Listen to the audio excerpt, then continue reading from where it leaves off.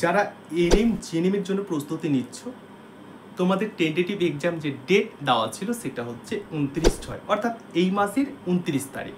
তাহলে সেটা পরীক্ষা হচ্ছে না, কারণ ফর্ম ফিল আপই তো হয়নি, তো পরীক্ষা কী করে হবে, তাই না? তাহলে ফর্ম ফিল আপ হয়নি মানে এই 29 তারিখ পরীক্ষাটা হচ্ছে না। তবে কি তো পরীক্ষা হবে না? না, অবশ্যই পরীক্ষাটা হবে। আর এটা ভেবে চলো যে 2025-এর মধ্যেই পরীক্ষাটা তোমাদের কমপ্লিট হয়ে যাবে, মানে ডিসেম্বরের আগেই পরীক্ষাটা হতে হবে। তবে এটুকু আমার মনে হয়, আমার এটা পার্সোনাল অপিনিয়ন কিন্তু শেয়ার করছি, ঠিক আছে? তোমাদের এই মাসের 3rd বা 4th উইকে কিন্তু ফর্ম ফিল আপ হবে, এবং পরীক্ষাটা যে আমি টেন্টেটিভ বলছি সম্ভাব্য সেটা হচ্ছে সেপ্টেম্বর, অর্থাৎ সেপ্টেম্বর মাসে তোমাদের পরীক্ষা হওয়ার একটা সম্ভাবনা রয়েছে। তো সে যাই হোক না কেন 2025-এই পরীক্ষা হবে, এটা 100% শিওর আমি তোমাদেরকে শেয়ার করতে পারি যে 2025-এ তোমাদের পরীক্ষাটা অবশ্যই হবে।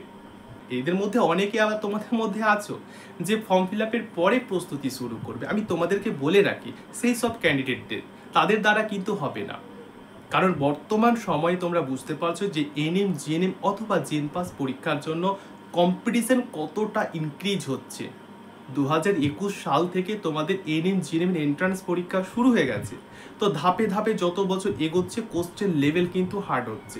হ্যাঁ, এনএম জিএনএম এর ক্ষেত্রে সিলেবাস নির্ধারিত যদিও করা হয়েছে মাধ্যমিক লেভেল, কিন্তু বিগত বছরের কোশ্চেনগুলো যদি তুমি দেখো বা যদি তুমি পরীক্ষা দিয়ে থাকো, তাহলে নিশ্চয় এটা দেখে ফেলেছো যে এইচএস লেভেলের উপর বেস করে কিন্তু কোশ্চেন হচ্ছে।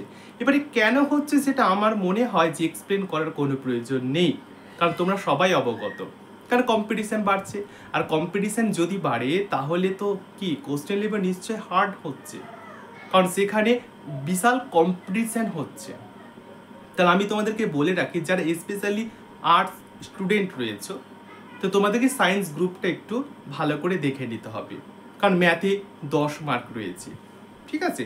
তো ম্যাথে 10 মার্ক রয়েছে, তারপর তোমাদের বায়োলজিতে 50 মার্ক রয়েছে। তো কঠোরভাবে তোমাদেরকে এগিয়ে চলতে হবে।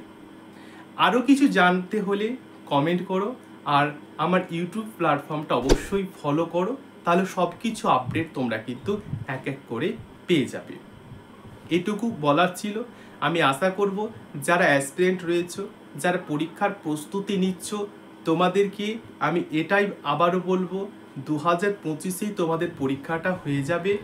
তাহলে পড়াশোনায় কোনো ঘাটতি নয়, যেরকমভাবে পড়ছো সেরকমভাবে প্রস্তুতি নিয়ে সেই হারে পড়তে অবশ্যই থাকো।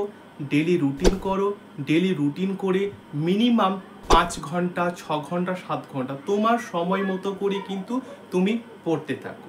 আমি তোমাদের সকলকে বলবো all the best and best of luck.